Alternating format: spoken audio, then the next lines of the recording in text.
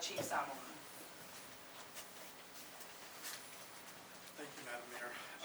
New Orleans EMS has ramped up to full staffing and supported by our surge ambulance contract. We are currently at full operation, but remember that as wind speeds increase, we may pause response for some calls for service that may result in longer response times. Once wind speeds drop to a safe level, we will resume our operations. So just know that at some point in time, you may not be able to get a first responder, police, fire, or EMS, or whatever it is. So make sure that you, if you have any significant medical problems or whatever it might be, that you seek shelter with somebody else or go to an appropriate place where you might have that help more readily available to you. As I already said in the press conference already, definitely we ask that everybody please take heed to the shelter-in-place times, right? And as now, just shelter in place. We definitely want people to be safe. Definitely, be in a safe place. If you don't have a place to stay, the city has locations available for you, so please utilize those if you don't have a place, or if the place you are in, if you have concerns about that during high wind speeds, definitely we want you to seek shelter. Also, as I already mentioned, please check on others, as we talked about in the last press conference, elderly people who have medical problems. Certainly check on your neighbors, check on your loved ones, make that phone call. Hey, how you doing is important, so make sure that they're taken care of. If they need a place to stay, get them to a place to stay or with you, and make sure they have the right stuff that they need to shelter in place for sure, at least for about 2 days, so until everything gets through. Some safety tips. I know Superintendent Nelson talked about, generators. We're going to definitely continue to talk about generators. Please, be very careful with generators. We lost a lot of people because of carbon monoxide. So please, make sure they're vented properly. They're outside. They're at least 20 feet away from your home, and also your neighbor's home too. You don't want to push carbon monoxide into your neighbor's house and make them sick. So certainly, carbon monoxide can kill. It's very, very dangerous. So please, please know how to use that and know how to use it safely. After the storm, please be careful if you do need to leave your home. Be careful for debris, down power lines, flooded roadways. Do not drive or walk in flooded roadways or flooded anything, right? You don't know if the street is or if the surface is intact or not, and it's dangerous, so don't do that. In closing, of course, call 911 for police, fire, or EMS emergencies. If you have a non-emergency need, you can call 311 or 504-821-2222 for any non-emergency needs. So everybody stay safe. Thank you. Thank you, Chief. And this is a perfect segue into the Orleans Parish Communications District. Mr. Carl Fasshold, our director, please come. Thank you, Madam Mayor. As the Mayor mentioned earlier, under her leadership, we've done a lot of infrastructure improvements. One of those is moving to the AT&T EZNet for 911 and to Carbine's cloud-based 911 system. So we are in the best place we've ever been with regard to 911 reliability. Because we've upstaffed as a result of the storm, we're also answering 96% of 911 calls in 15 seconds or less. The national standard, for your information, is 90% in 15 seconds or less. In addition, due to the storm, 311 is operating 24/7 for storm-related activities. As a reminder, if you call 911, please stay on the line until my emergency communication specialist answers the phone and talks to you. If you get the voice greeting, that means no one is available and your call is in queue and setting off alarms on my floor that you're waiting for the next person to be available. If you hang up and call back, you have put yourself at the end of the line, delaying the response to assist you. You also result in my people having to call back that abandoned call in addition. If you accidentally dial 911, stay on the phone and just tell my operator that it was an accident, and we will happily say thanks and move on to the next call. If it's an emergency, call 911. If it's not an emergency, call 504-821-2222 or 311. Thank you. Thank you very much. The 311, Carl. Yes, I ma'am. wanted you to just give a brief update in regards to those calls 311 will be taking, even as it related to oxygen. I know that came up in my briefing. I wanted to do that. Correct. oxygen needs, any issue dealing with that, for any unhoused individuals in need of transport to a shelter, for any non-life-threatening street flooding, please call 311 and we will get that information to the proper people. For any life-threatening emergencies involving people or animals, please call 911. While the SPCA is governed by the same wind speed issues as everyone else is for responding, they will be responding for issues threatening animals' lives, especially animals that are left chained or left outside through the duration, just like our rest of our public safety teams do. Thank you, Carl. Thank you, ma'am. Thank you very much, and we're gonna just keep it going.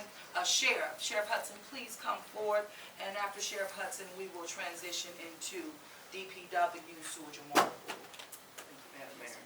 I want to thank you for your leadership during this time period. The coordination has been just outstanding. I'm here today with our incident commander, Major Silas Phipps, who's just done an amazing job of making sure we get all our assets deployed throughout the community. We are doing well at the Orleans Justice Center. We have full staff on board. We will have our next couple of shifts coming in a little early today, just to make sure they're not delayed by flooding or high winds or anything of that nature. We're at full staff, so we feel pretty confident about that. Our generators were checked 2 weeks ago. They're topped off with diesel, and then we also have natural gas, so those are ready to roll in the event we lose power. Our kitchen will continue to operate. The life-saving systems of the jail will continue to operate. We're in good shape. Really appreciative of all the efforts here. Last night I spoke to the Louisiana Sheriff's Association Executive Director Mike Renazza and to the Secretary of the Department of Corrections, Mr. Westcott. They both pledged to bring assistance should we need it. I went ahead and made the official request for assistance from the Sheriff's Association should we need any help after the storm comes through. I also heard from Robert Hodges, the Colonel of Louisiana State Police, who at the request of the governor reached out to also pledge their resources should we need help to deal with the 1,200 folks we have in our custody. Very grateful for all this coordination. Just a couple of numbers. We're sending out 63 deputies, night and day shift, to all 8 districts under the leadership of Chief Kirkpatrick and Chief Gontier, and we are appreciative of the care that they're giving to them. Just went into the 8th district and checked it out. They're all hunkering down together and making calls for service, so grateful for that.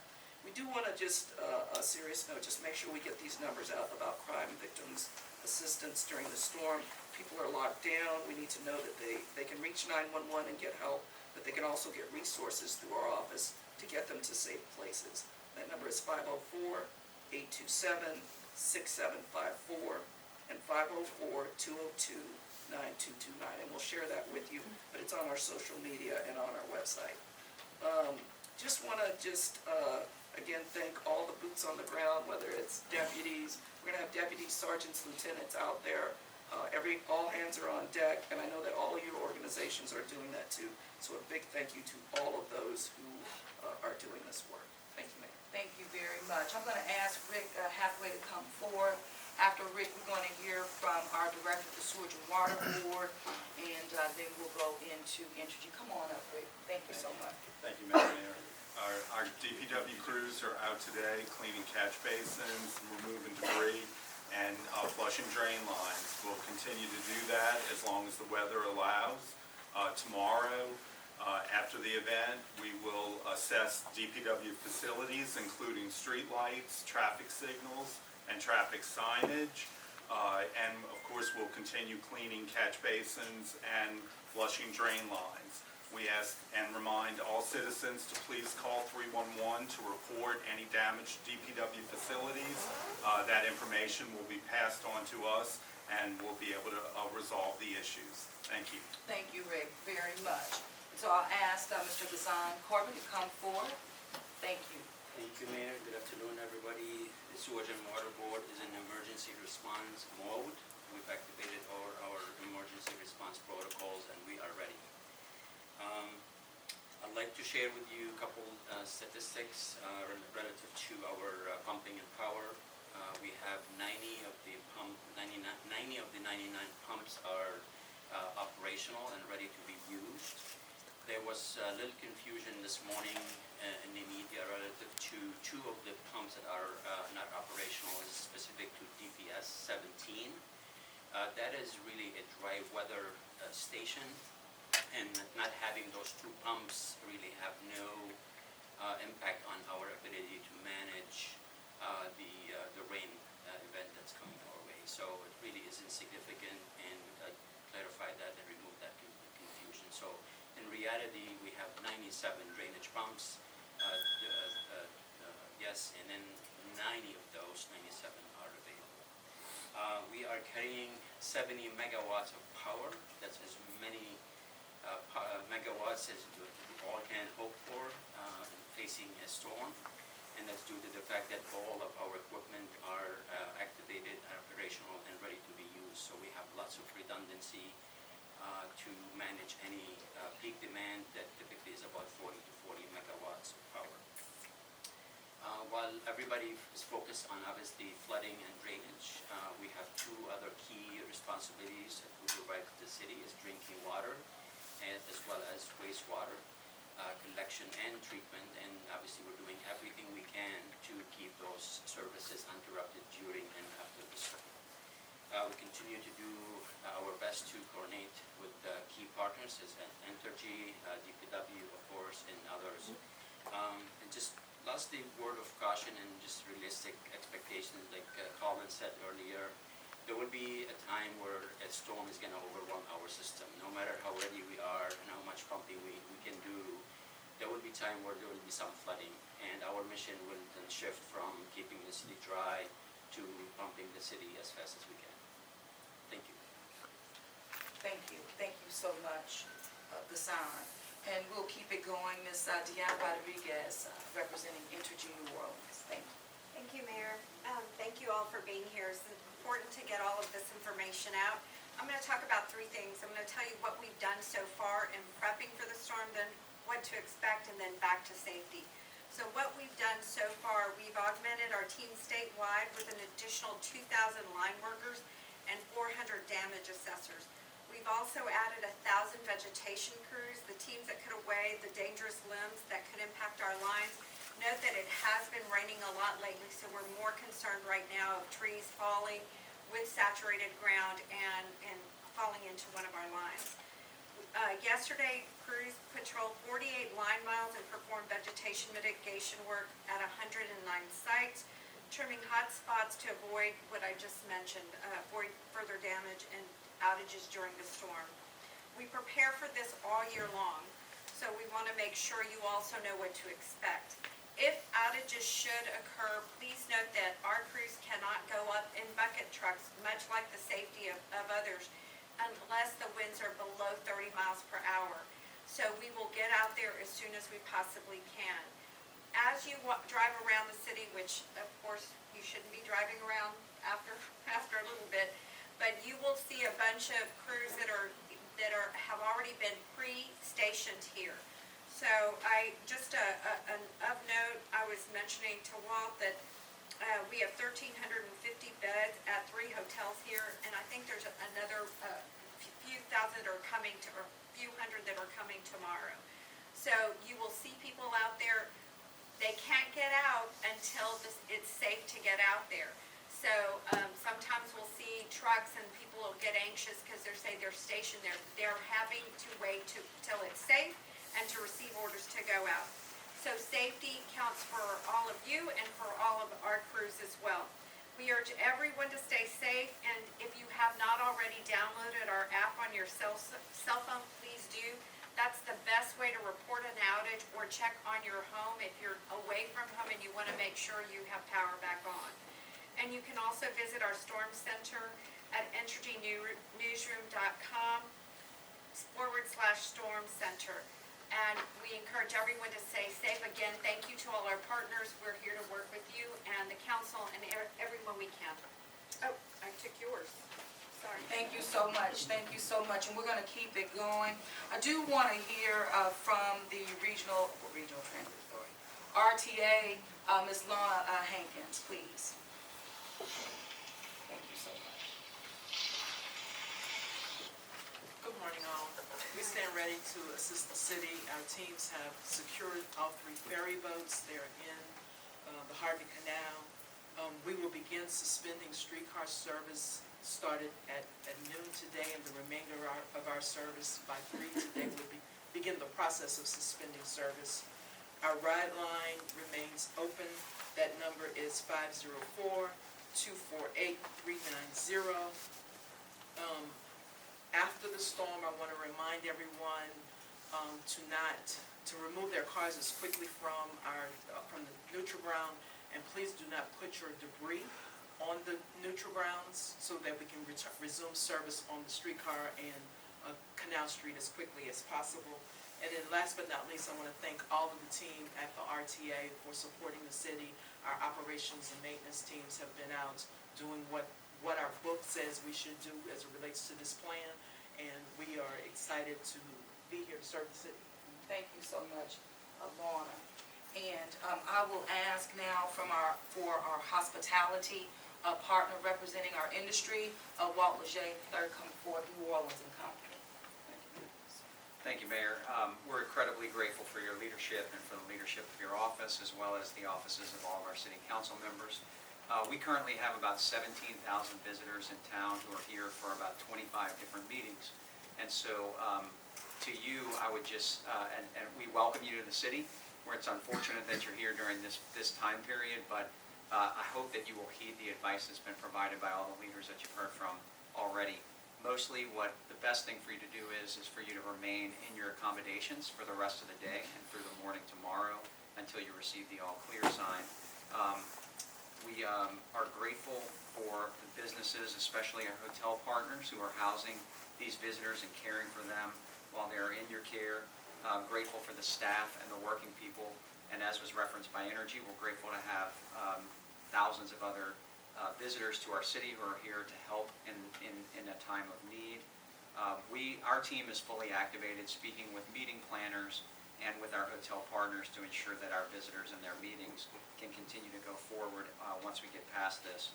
We're providing updates on our website at neworleans.com/updates. That'll provide the latest information. You may have heard earlier that the airport has ceased operations as of around noon today. For all information on flights and when they're expected to resume, we would direct you to flymsy.com. There are also links directly to the airlines on that website so that you can connect directly with your airlines. We are expecting 25,000 or so people to be coming to the city beginning Friday, Saturday, and Sunday. And so the expectation at this time is that we will be fully prepared to receive you, but I would encourage you to please check with your airlines, also check with your hotels to ensure that operations will in fact continue. It's expected that it will be a one-day event. You are in great hands here in the city of New Orleans with experienced leaders that you've been hearing from. There may not be any city in America that's more prepared to deal with what is coming for us in the next 24 hours or so. And so yet another reason why we think this city is an incredible place for you to come and gather and have your meetings. We say that we're built to host. We're built to host you in our best times and also in our most challenging. And that's because of the leadership of this city, especially our mayor, our mayor's office, our city council members in their offices, as well as the very dedicated public servants. So incredibly appreciative that you are looking out for all of our residents, all of us, but also for our visitors. And so please, to the visitors, heed these warnings, stay indoors over the next 24 hours. Please do not put any of our first responders in any position that would put them at risk. They are here to serve, they're here to protect. We ask you to play your part as well. Thank you, Madam Mayor. Thank you. Well, good hearing from you, man. You too. It really is, from state legislature, you haven't stopped. We just appreciate your leadership as well. It's good hearing from you representing the industry on this afternoon. You have heard so much from the leadership. We're unified, command here. Just wanting to echo, we do have the Governor's Office of Homeland Security right here embedded in the EOC, along with FEMA as well. So thank you to all of our partners. And so with that, we are stronger together. I want everyone to be confident. We're going into this as prepared as possible with investments that have been made to ensure that we're prepared. So with that, Mr. Terry. That will conclude, thank you, Mayor, our